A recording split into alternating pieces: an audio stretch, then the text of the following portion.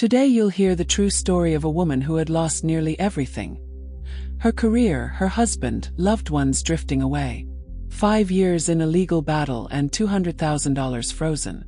Until she discovered a spiritual truth powerful enough to reshape reality. Money is obedient. You just need to know this the right way. So stick with me in this video. Her name was Charlotte Green, 40 years old.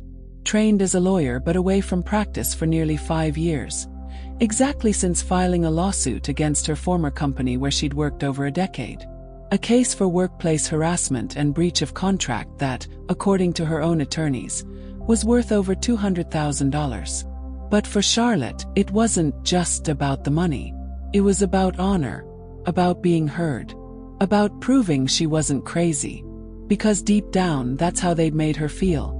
As if everything she'd experienced was in her head, when in reality it was an emotional collapse caused by years of gaslighting, silencing, and burnout. She didn't want revenge. She wanted justice. Except justice costs time, costs energy, and it costs dearly.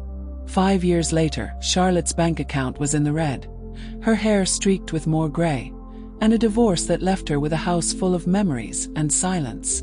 The case was stalled. The judge had changed, her original lawyer too.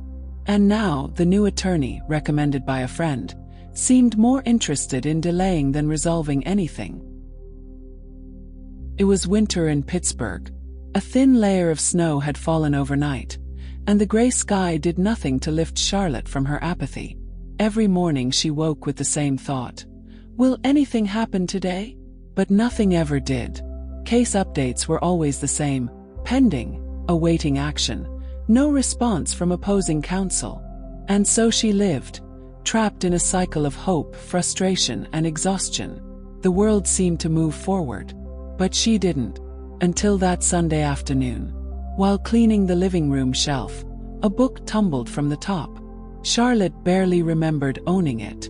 An old gift from a college friend she'd lost touch with. The Game of Life and How to Play It by Florence Scovel Shinn. Charlotte picked it up, dusted the cover with her sleeve, and smiled weakly. Oh, Florence, if only you knew what game life's making me play. But something caught her. Not just the title. Feeling. As if a voice inside whispered, read it again. Not that she'd truly read it the first time. She'd skimmed it, found it pretty spiritual. But too woo-woo, for a mind trained in law, logic, and evidence. This time was different. She opened it randomly and landed on a sentence underlined in pink ink. Nothing clings to you except through your own thought. Charlotte's stomach dropped. Her chest tightened. Those words felt written by someone who knew her exact pain. What if it's true, she wondered. What if I'm the one keeping this case stuck, with all my fear, anger, attachment? That night, for the first time in years, she fell asleep with the book on her lap, and woke sensing something was about to shift. A new kind of justice was beginning. Not in the courtroom, not yet, but within her. Have you ever felt like the universe was trying to show you something, but you only realized it after everything fell apart? Comment below if you felt this, or if you're experiencing something similar. In the coming chapters, you'll see how Charlotte began transforming her reality without moving a single piece in the courtroom. Only in spirit. Shall we go together? Chapter 2, When You Stop Fighting and Start Listening. Charlotte spent the following days walking an invisible tightrope between her old self, rigid, logical, exhausted, and a new presence awakening within her. Reading Florence Scovel Shinn felt like conversing with a wise woman crossing time to deliver a secret. One not found in legal briefs or case evidence, but in the heart of the matter. She began underlining passages, stuck post-its across her walls, whispered affirmations in the mirror, even while finding it absurd at first. Yet something wouldn't let her stop. One quote echoed in her mind for days. Every person attracts what they subconsciously feel is true. This idea haunted her. She told the world she trusted justice. But inwardly, for years, she'd fed thoughts like, "This'll never resolve. They'll screw me over.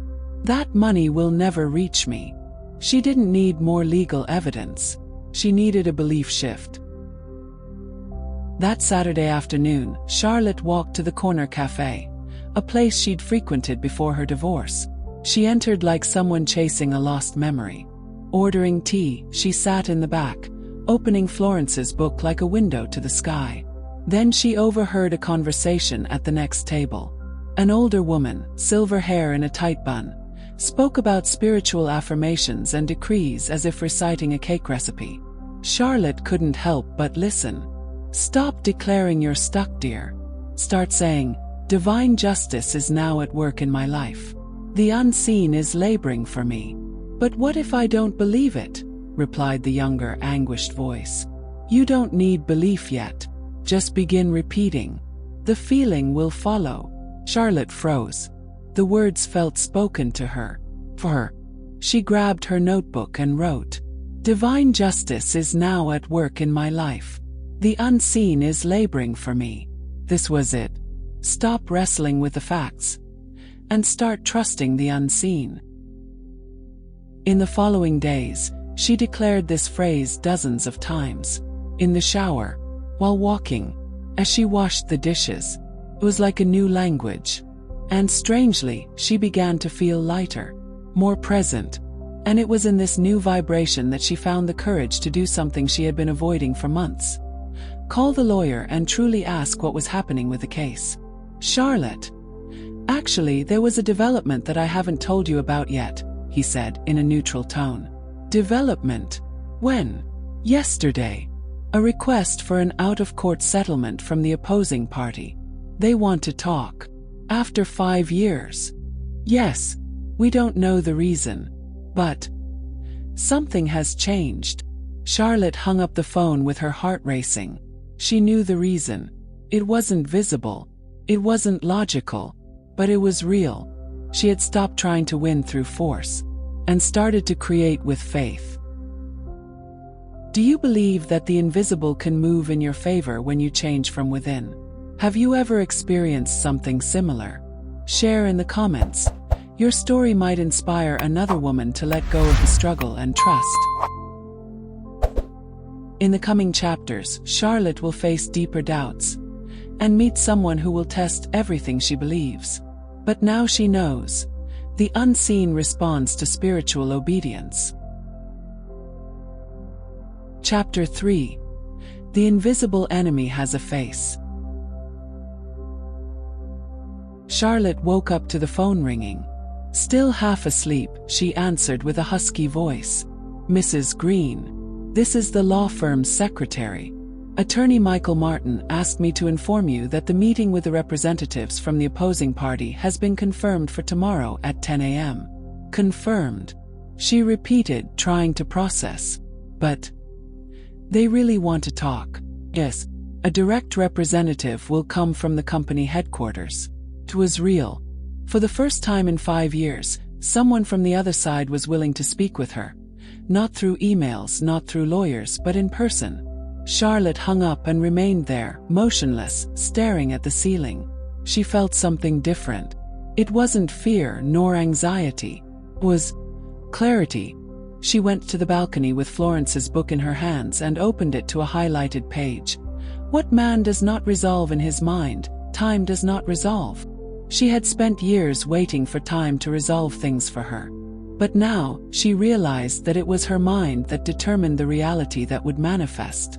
And then, for the first time since it all began, she went back to the origin.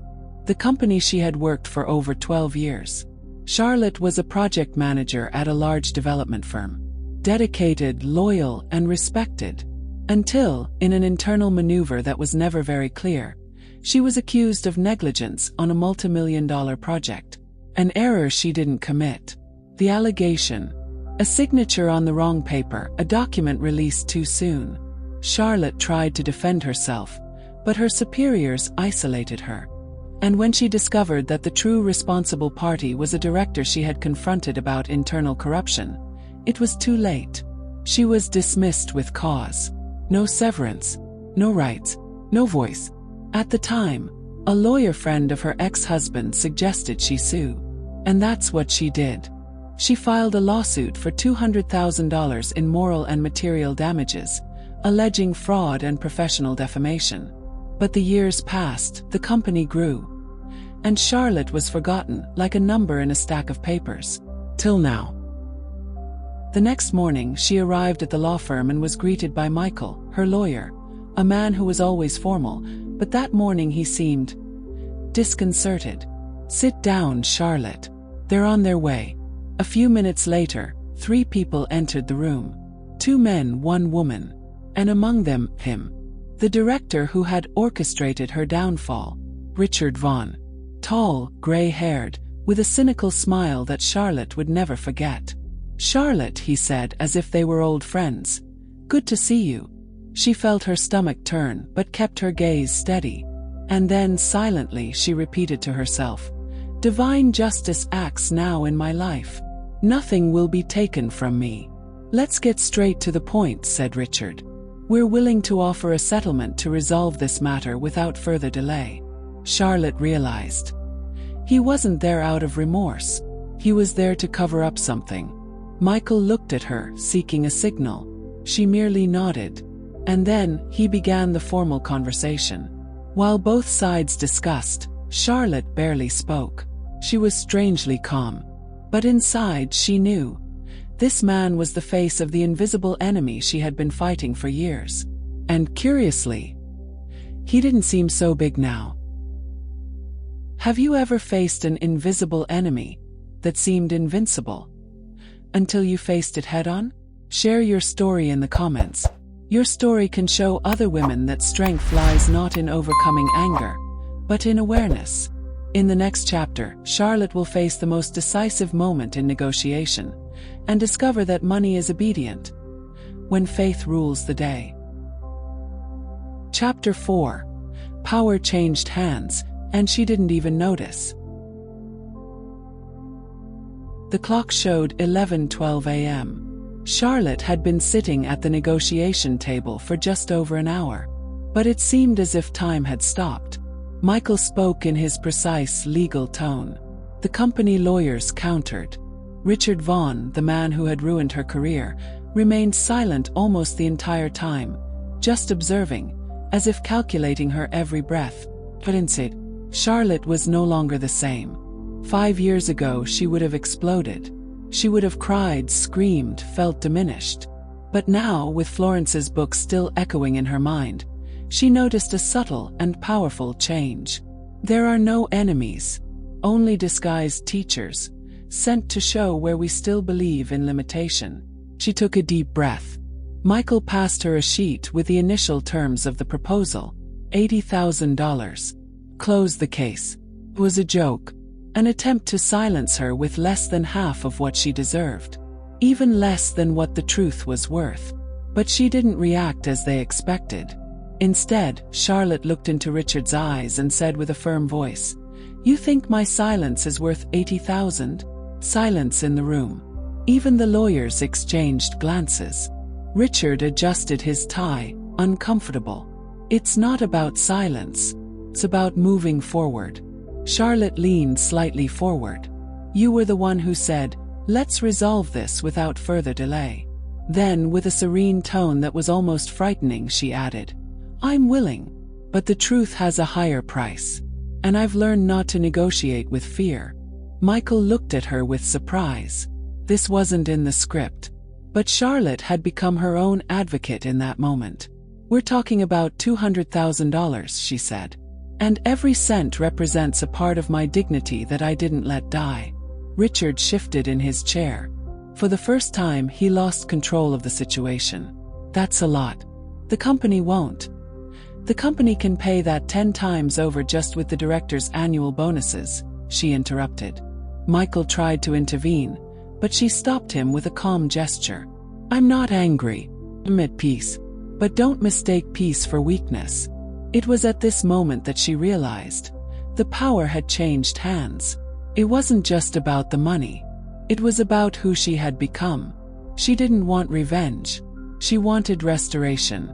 And more than that, She wanted to make it clear that you don't negotiate with fear when you're aligned with truth. The meeting was suspended for internal evaluation. Richard and his team left the room. Charlotte stayed.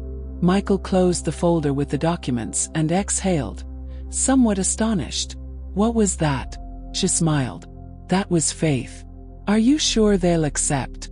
Charlotte took Florence's book from her purse, already marked with dozens of notes, and placed it on the table. I don't know if they'll accept, but I know that I have accepted. That money obeys me. When I stop obeying fear. And in that instant, it was as if a page turned in her life.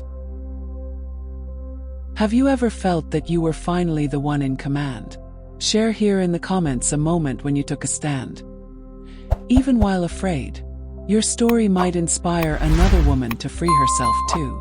In the next chapter, Charlotte will face the last attempt at manipulation and the emergence of an unexpected ally. The game will turn once more, and spiritual justice begins to act visibly. Chapter 5. The enemy plays dirty, but the universe responds quickly. The next day, Charlotte woke up with a strange feeling. It wasn't fear. It was something more subtle, as if an old pattern was trying to resurface just to see if she was still the same woman as before. The phone rang at 8:20 a.m. It was Michael. Charlotte. We need to talk. The company has made an unexpected move. They filed a motion to dismiss the case for lack of merit, based on an old procedural detail. She felt a shiver run up her spine. What do you mean? She said, trying to stay calm. Apparently, they're trying to nullify everything. It's a bold, low, and desperate move. The old Charlotte would have broken down right there. But the new one took a deep breath, closed her eyes, and remembered a phrase she had read the night before. Every injustice will correct itself when you hand the case over to divine justice. Florence Scovel Shinn, she hung up with Michael, thanked him for the update, and didn't cry. Instead, she went out for a walk in the cold morning through Rittenhouse Square. The bare trees, the freezing air, the hurried people. Everything around seemed to say, run, fight, react. But inside she chose the opposite, surrender. I surrender this case to divine justice, she murmured, her eyes fixed on the gray sky. May no lie remain standing. And may what belongs to me come to me at the right time. Without effort, without despair. May money obey me because I obey truth. Little did she know that, at that very moment, an email was being sent by a character who until then had been invisible. Subject: Charlotte Green, urgent information. It was from Daniel Brooks, a former employee of the company. He had worked closely with Richard Vaughn for years and had finally decided to speak up. The message read, Charlotte, I heard about the attempt to shut down the case. I can't stay silent anymore. I have documents proving internal data was manipulated, and that you were made the scapegoat. Tell me when and where we can talk. I've lost too many nights keeping this to myself. Charlotte froze as she stared at her phone. It was as if the universe was shouting, You trusted. Now it's my turn. She replied immediately. They arranged a discreet meeting in a quiet cafe outside the city center. When Daniel arrived, wearing a gray overcoat and visibly anxious, the first thing he said was, You don't know me, but I watched it all happen, and I stayed quiet out of fear. But this story needs a different ending. He pulled a blue folder out of his backpack and laid it on the table. Charlotte touched the envelope and felt a wave of something she couldn't quite name. It wasn't just gratitude. It was spiritual recognition. This wasn't coincidence. It was an answer. Divine justice is never late. It simply waits for fear to step aside. That same day, Michael filed the new documents in court. The company's attempt to shut down the case was overturned almost immediately. Richard Vaughn was summoned to testify. For the first time in 5 years, the scales began to tip, not by legal force, but by an invisible push only the eyes of faith could see. Charlotte didn't jump for joy this time. She just smiled quietly. She knew. The money that once seemed to slip through her fingers, was already on its way back. Have you ever seen life surprise you the moment you let go of control? Tell us in the comments. What do you need to surrender to divine justice today? In the next chapter, Charlotte comes face to face with a man who tried to destroy her, and does something no one saw coming. Because when money starts to obey, the soul no longer needs to fight. Chapter 6: Face to Face with the Villain. Felt strange. Charlotte sensed that something inside her had already found peace, as if forgiveness, or at least the absence of hatred, had arrived even before the final outcome. But the universe had bold plans to test her new vibration. Richard Vaughn, the man who had led the effort to professionally bury her, had been summoned to testify. The hearing, set for March 14th, would place Charlotte and him in the same room for the first time in years. She spent the days leading up to it not rehearsing speeches or plotting emotional revenge, but in silence. Every day, she read Florence's words like someone sharpening the soul. Her journal was filled with underlined passages. No outer enemy can harm you unless there's an inner enemy. And that enemy no longer lived inside her. On the morning of the hearing, she put on a simple navy blue blouse, tied her hair back, and walked through the icy streets of Philadelphia as if heading to a meeting with her own story. Inside the courtroom, the air was tense. Richard arrived with his usual air of superiority, but something about him had shifted. His face was stiffer, his eyes unsettled. Charlotte saw it clearly. He wasn't afraid of the court. He was afraid of her. Not the woman he tried to destroy, but the woman who survived and stood there now, untouched. Michael walked beside her in silence, quietly admiring Charlotte's calm presence. When the judge called both parties forward, she took a deep breath. It was time. Richard was called first. He tried to keep his composure, but the moment Charlotte's lawyer presented the documents provided by Daniel Brooks, everything began to crack. Do you confirm that you were aware of the internal report tampering used to justify Ms. Green's dismissal? Silence. Mr. Vaughn. Why? He cleared his throat. I won't answer without my corporate counsel present. The judge frowned. Michael stood up resolute. Your Honor, we have here recordings and emails that prove Mr. Vaughn's prior knowledge of the data manipulation. Mr. Brooks's testimony will follow. Charlotte simply watched. She didn't smile. She didn't react. She just repeated to herself the words she had written in her spiritual journal the night before. The good that is mine now comes to me, without resistance, without competition, without struggle. I'm not here to win. I'm here to witness the truth. During the break in the hearing, something unexpected happened. Richard approached her in the courthouse hallway. Charlotte, he said in a low voice, are you really going to take this all the way? She looked him in the eyes. There was no anger, only clarity. I didn't come here for revenge, Richard. I came because what's mine belongs to me. That's all. He didn't seem to know how to respond. He was used to furious opponents, not centered people. You've changed, he muttered, almost like a regret. I woke up, she replied before walking away. On their way out, Michael said, you disarmed him more with your calm than I could with 300 pages of arguments. Charlotte smiled. She knew. She wasn't reacting to the world anymore. She was leading her world from within. Have you ever had to face someone who tried to bring you down? Tell us in the comments and share how you handled it. In the next chapter, Charlotte receives $1 million settlement offer. But what she does surprises even her lawyer. Because those who walk with the truth don't compromise their faith. Chapter 7. The Agreement That Tests the Soul. 2 days later, Charlotte was urgently called into Michael's office. He looked unsettled, like someone who had spent the entire night trying to make sense of something that either made no sense at all, or made too much sense, just not legal sense. Charlotte, sit down. I need to tell you something, he said, holding a black folder with a discreet seal. She sat. Michael took a deep breath. Richard's company has proposed a settlement. A settlement? Yes. They want to close the case immediately. They're offering $150,000. Charlotte remained silent. It wasn't exactly the figure she had imagined, but what felt most unusual was the tone of the offer. And why now? Because after the last hearing, with the testimonies and Daniel Brooks's documents, they know they're going to lose. Charlotte leaned back in her chair. On the surface, it looked like a victory. It was money. It was justice.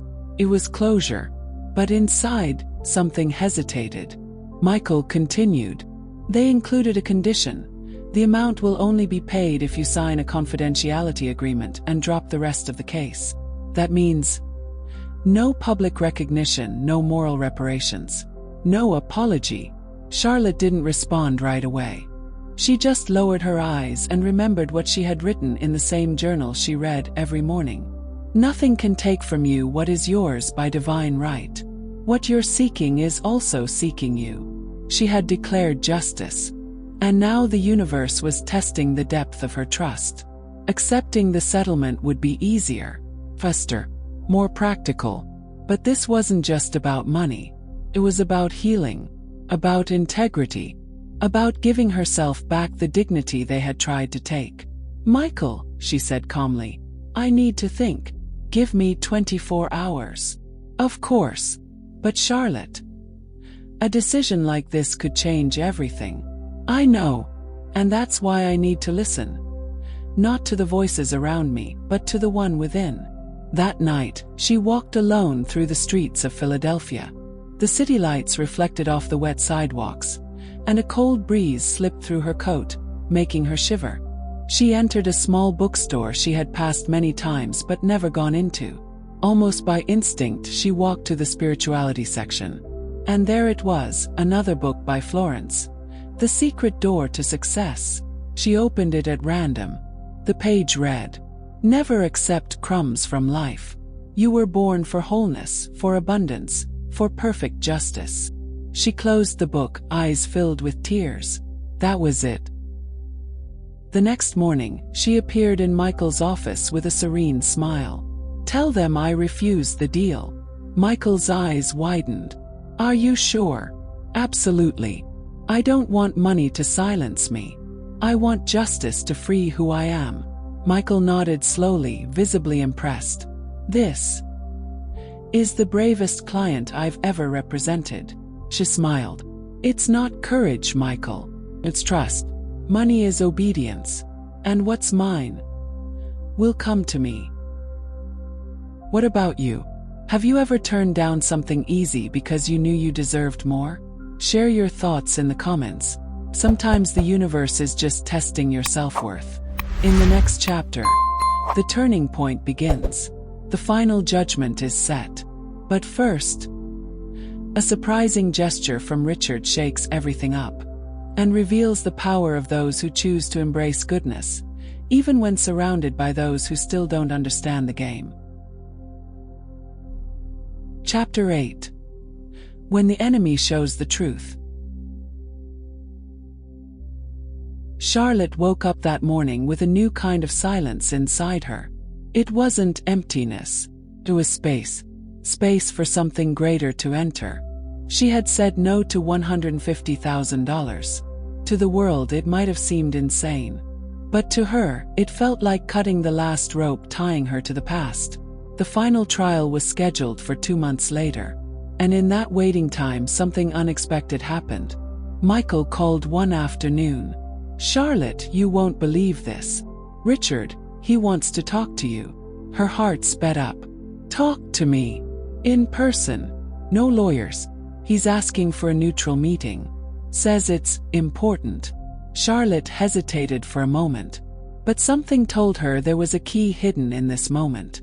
She agreed. The meeting was set in a discreet lounge of a hotel in Rittenhouse Square. Charlotte arrived 10 minutes early.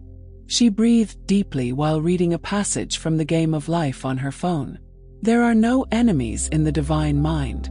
All opposition comes from within. When you heal your vibration, the world heals with you. Richard arrived right on time. He was no longer the proud man he once was. His eyes looked tired, his hair more gray, but there was still something arrogant in the way he walked, in the way he spoke. He seemed to be fighting his own pride. "Charlotte," he said, extending his hand. She shook it, firm, without resentment. "Why did you ask to see me?" He sighed. "Because I haven't been able to sleep. Ever since you rejected the settlement. Something's shaken me." She watched him calmly. "I thought with the money you'd stay quiet, disappear like the others." Charlotte took a slow breath. "I'm not like the others." "I know. That's why you scare me," he replied, a strange sincerity flickering in his eyes. "I've been facing problems in the company, financial losses. And now I realize it's all connected to this unresolved story." Charlotte didn't respond. Life has a peculiar way of making each person reap the consequences of their choices. "Do you want something from me, Richard?" she asked, unhurried. He lowered his eyes. "I want you to withdraw the part of the lawsuit that demands a public retraction." Charlotte lifted her chin. "This was never just about me. It was for all the times women like me were told they misunderstood. For every time we were made to doubt our own memory." He took a deep breath. "I was an idiot. You were more than that. You were cruel. But you know, I don't wish you suffering. I wish you awakening." Richard stood up. "Think about what I said. We can still make a dignified agreement. No scandals." Charlotte looked at him one last time. "I've already made my agreement. With life. And life asked me not to accept anything less than what is just." He left in silence. Charlotte stayed a few more minutes, gazing out the window. In the reflection of the glass, she no longer saw the broken woman from 5 years ago. She was now a woman in rebuilding. A woman aligned with something higher. Have you ever had the chance to confront someone who hurt you? How did you deal with it? Comment here. Your story may inspire others not to accept less than they deserve. In the next chapter, the trial arrives. And the unexpected happens inside the courtroom itself. A moment of redemption. And a demonstration that proves that money, when called upon with faith and conscience, obeys. Chapter 9. The word that moves the invisible. The day of reckoning had arrived. Charlotte dressed with restraint, aiming for a balance between strength and vulnerability. She wanted to be true to herself, nothing more, nothing less. As she stepped out of her house, she took a deep breath, feeling the weight of the moment. The Pittsburgh sky was gray, but her spirit was clear. In the taxi, she didn't rehearse speeches or craft responses. Instead, she silently repeated her favorite affirmation. "Nothing and no one can take away what is rightfully mine."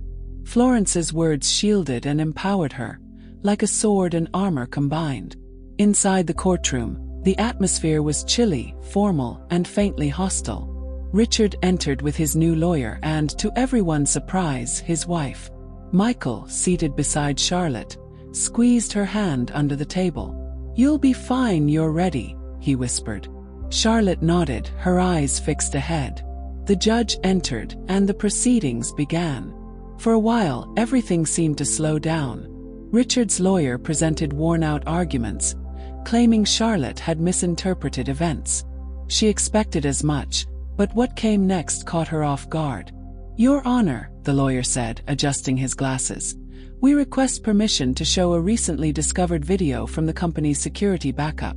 It's footage from an internal meeting on September 7th, 5 years ago." Charlotte's heart sank. Michael looked at her, surprised. That meeting was the crux of the dispute, the one Richard had always claimed wasn't recorded. The judge granted permission, and the room dimmed slightly as the video played. The footage showed Richard, Charlotte, and 2 others. Charlotte's voice was firm, Richard's tone sarcastic. The words were clear, his behavior unquestionable. For 3 minutes, the room was silent. When the video ended, the judge turned to Richard's lawyers. "Why wasn't this material presented earlier?" The lawyer cleared his throat. "We believed it was lost." It was found by chance this week during an internal review. Charlotte knew it wasn't chance. It was manifestation response. The truth, buried for 5 years, had emerged like a lightning bolt cutting through the fog. Michael smiled slightly. You called this forth with faith and determination. Charlotte's eyes welled up, but she didn't cry. She repeated her affirmation silently. Nothing can be denied to me when I'm in harmony with the divine law. The judge declared a 15-minute recess. As they left the courtroom, Richard looked at her, for the first time, with respect or perhaps surrender. In the hallway, Richard's wife approached Charlotte. Charlotte, I want to say I saw everything. I'm sorry I didn't believe you before. Charlotte smiled. It doesn't matter when you see. What matters is that you see. Do you believe that the truth, even when suppressed, always finds a way? Leave a comment. Your faith can strengthen someone's today. In the final chapter, the sentence is handed down. But it's what happens next that changes everything. A clear sign that money is obedient. When you change on the inside, the world bends on the outside. Chapter 10. When the word comes true and the money arrives. 2 weeks later, Charlotte returned to the same cold courtroom. But something was different. She no longer felt like the woman waiting for an answer. She felt like someone who already knew. The judge entered, looked at the papers in front of him with seriousness and said, after analyzing the new evidence presented and all the arguments heard, the court rules in favor of the plaintiff, Charlotte and Wilson. A shiver ran down Charlotte's spine. Not a shock, but a recognition. The defendant will pay in full the amount of $200,000, adjusted for inflation over the 5-year delay, plus attorney's fees and moral damages. The judge continued firmly. This is the final decision. She took a deep breath.